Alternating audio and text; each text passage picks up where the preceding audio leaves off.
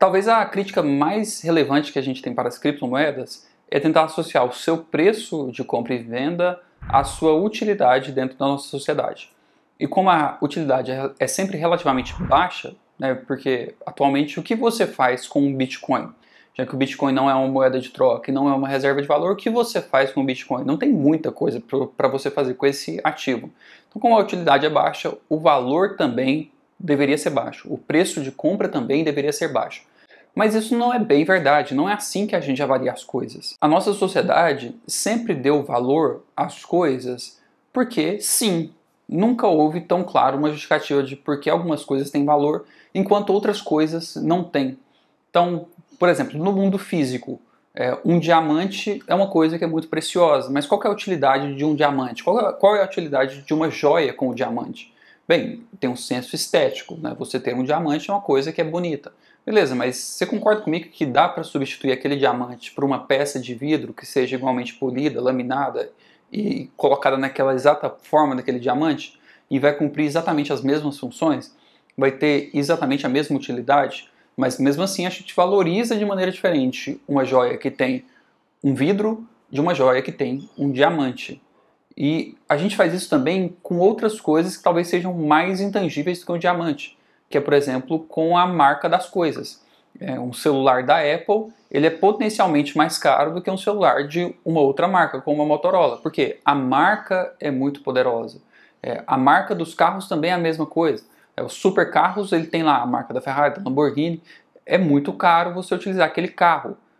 Claro que existe muita tecnologia envolvida no carro também, mas será que você realmente precisa de um supercarro dentro de uma cidade? Será que um carro com igual nível de tecnologia, só que mais barato, não resolveria seu problema? A gente está rodeado por esses grandes paradoxos, a marca das roupas. A gente compra roupa que tem exatamente a mesma costura, feita exatamente do mesmo tecido, exatamente o mesmo estilo, mas quando tem a marca, essa roupa é mais cara.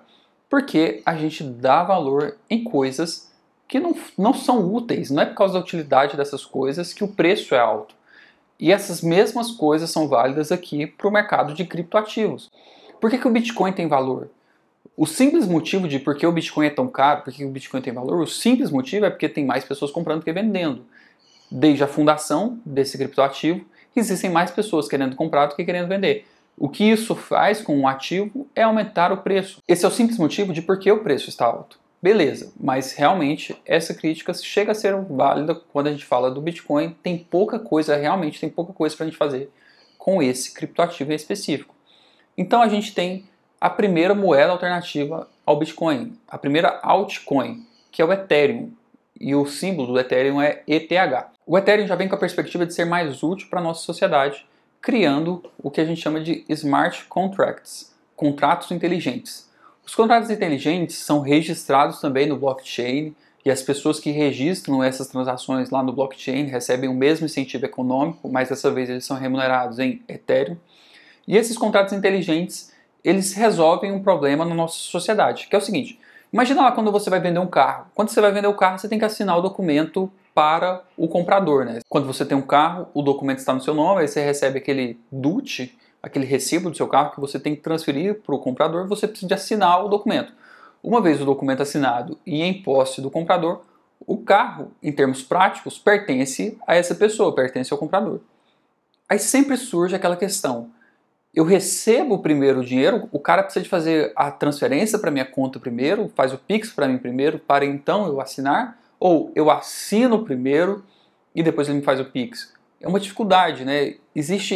É necessário que exista uma confiança entre essas duas partes, comprador e vendedor. E aí, o contrato inteligente, ele se propõe a resolver esse problema, que é o seguinte: e se a gente vinculasse a transferência do ativo, se a gente vinculasse a transferência do bem a pagamento financeiro? Se a gente fizesse essa vinculação por meio de um contrato inteligente, e assim que uma coisa fosse cumprida junto com a outra coisa cumprida, a transação fosse efetivada. O contrato inteligente ele veio para resolver esse tipo de problema. Então, na atualidade, como isso aqui ainda está em estágios iniciais, a gente usa contratos inteligentes para, por exemplo, funcionamento das corretoras de criptomoeda.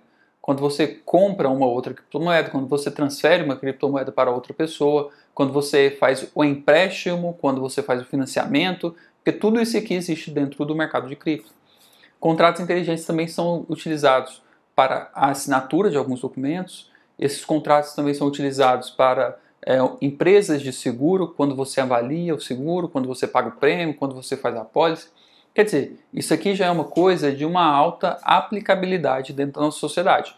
A gente ainda está em estágios iniciais dessa tecnologia, mas a proposta do Ethereum é resolver esses problemas. E eu particularmente acredito que existe um grande potencial nos contratos inteligentes.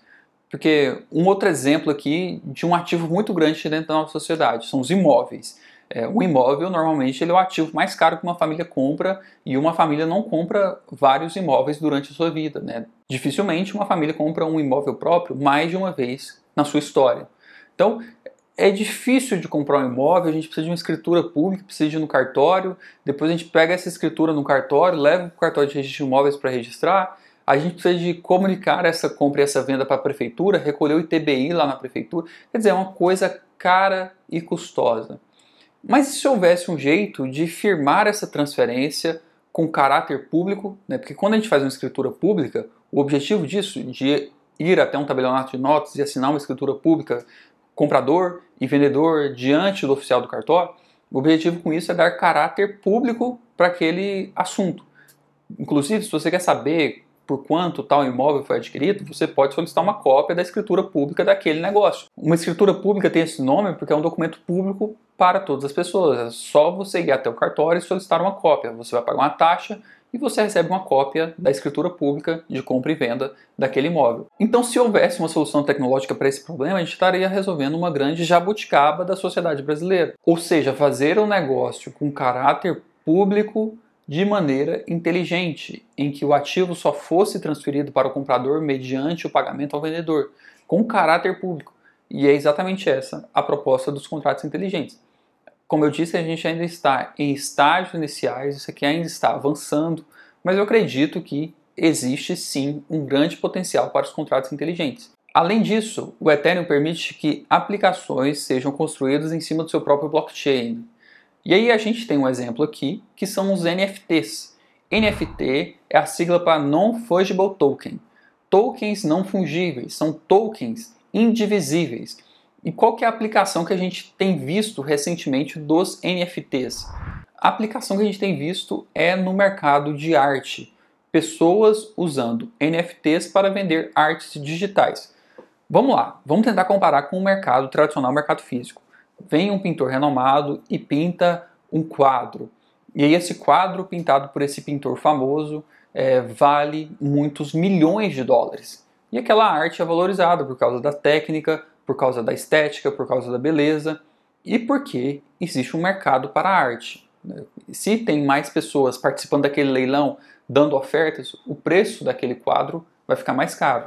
Por que a gente gosta tanto da Mona Lisa? Por que a Mona Lisa é uma pintura tão famosa e vale tantos milhões de euros? Bem, porque o pintor era famoso, porque representa um legado cultural para o museu que detém a Mona Lisa, porque tem várias pessoas que gostariam de ter a Mona Lisa na sua casa, vários bilionários que estariam dispostos a pagar dinheiro para ter a Mona Lisa na sua casa. Então, isso faz criar o valor daquela obra de arte. Qual que é a função? Qual que é a utilidade de uma obra de arte? Bem, a utilidade é apenas ser estética, né? A utilidade de uma obra de arte é apenas ser bonita e apenas estar na parede. Não tem muito mais o que você fazer com uma obra de arte. Beleza, mas será que é possível a gente atingir esses mesmos objetivos, mas não na obra de arte física, mas na obra de arte digital? Porque e se um artista ele produz imagens muito bonitas lá no Adobe Illustrator, se ele faz ilustrações bonitas, será que tem alguma maneira da gente comercializar isso? Da mesma maneira que a gente comercializa obras no mercado tradicional? O NFT veio com a proposta de resolver exatamente esse problema. Então permite que esse artista que produziu aquela obra de arte específica no seu computador possa vender essa obra de arte específica no seu computador. Então ele produz um arquivo JPEG, um arquivo de imagem, e esse arquivo JPEG que ele produziu pode ser comercializado por meio de NFT. Esse arquivo recebe um token, recebe um código, e agora isso aqui pode ser comercializado.